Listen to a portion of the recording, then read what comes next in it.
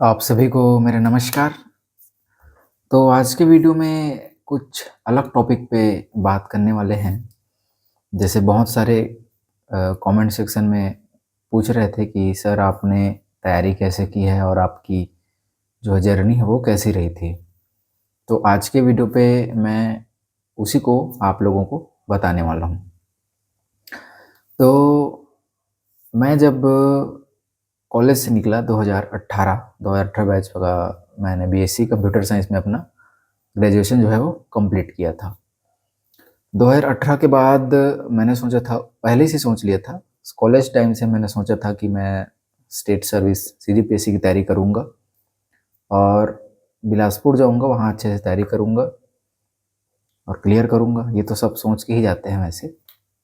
तो 18 जुलाई में मैं चले गया था बिलासपुर। अब बिलासपुर तो चले गया, अच्छे से मेरा कोचिंग वगैरह भी सब कंप्लीट हो गया, प्रीलिम्स मेन सब किया अच्छे से किया और कॉन्फिडेंस भी था कि चलो मेरा जो है सिलेक्शन तो मैं कर लूँगा। अब अच्छे से प्रीलिम्स वगैरह भी दिया, उसके बाद मेंस वगैरह भी दिया, तो ऐसे ही मेरा 2-3 साल ऐसे निकल गया। 3 साल ऐसे निकला तो थोड़ा प्रेशर बढ़ने लगा दिमाग पे कि भाई एकदम 3 साल हो गया, मेरे पास कुछ है नहीं और साथ में मेरे कई फ्रेंड लोग थे, उनका जो है पोस्ट ग्रेजुएशन भी कंप्लीट होते गया था और मेरा सब बीएससी था ओनली। तो मैंने सोचा चलो कुछ करते हैं, तो मैंने सोचा चलो बीएड कर लेते हैं। अब बीएड करने के लिए भी मेरा एक फ्रेंड मुझे बोला था कि चल बीएड कर ले, कुछ नहीं तो कम से कम साथ में अगर होगा तो कहीं पढ़ाने के लायक तो रहेंगे भाई। पीएससी में सिलेक्शन हो या ना हो, कम से कम पढ़ाने लायक तो तू रहेगा, ऐसा करके वो मेरे को बोला। तो मेरे घर वाले भी बोले ठीक है, इतना प्रेशर मत ले, 3-4 साल हो गए भले, बीएड कर है तो कर ले, कोई दिक्कत नहीं, साथ में तैयारी करते रहना। मैंने बीएड ज्वाइन कर लिया कॉलेज और अच्छे से मतलब 2 साल निकल गए भाई, ऐसे 20-22 से मेरा कंप्लीट हो गया था बीएड। अब मेरा किस्मत अच्छा रहा और 23 में ही वैकेंसी आ गई, टीचर भर्ती 2023 की। और उस टाइम मेरा ये हुआ था कि मेंस देता था मैं, तो उस टाइम मेरा प्रीलिम्स नहीं निकल पाया से।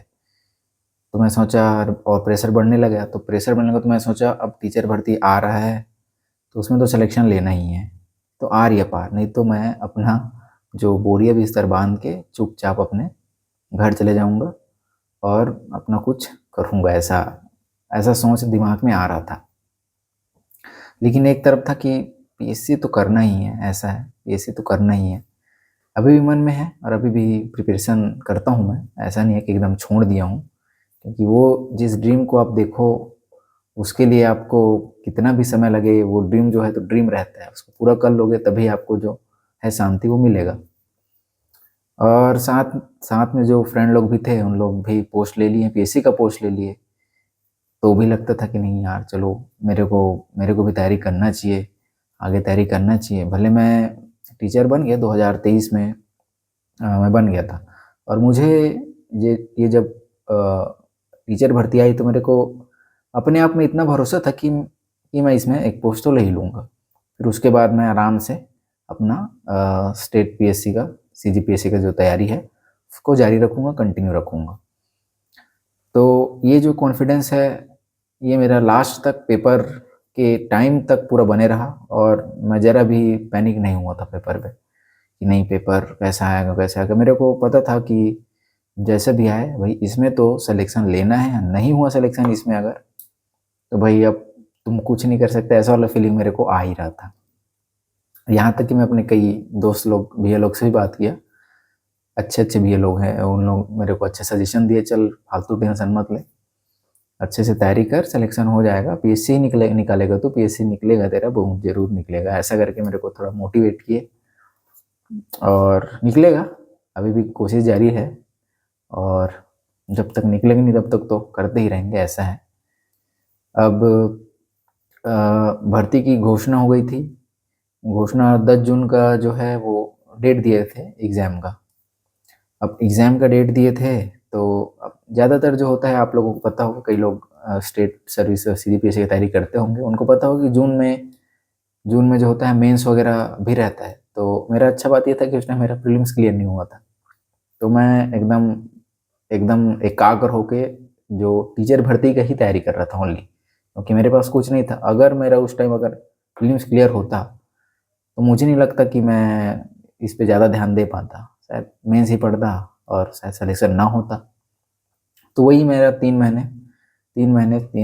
से 3 महीने मेरा बहुत अच्छा कारगर साबित हुआ और एग्ज़ाम दिलाया। और अच्छा ये था कि चुनावी साल था, तो रिज़ल्ट वगैरह, मॉडल आंसर वगैरह सब बहुत जल्दी-जल्दी आया और जॉइनिंग भी बहुत जल्दी दे दिए।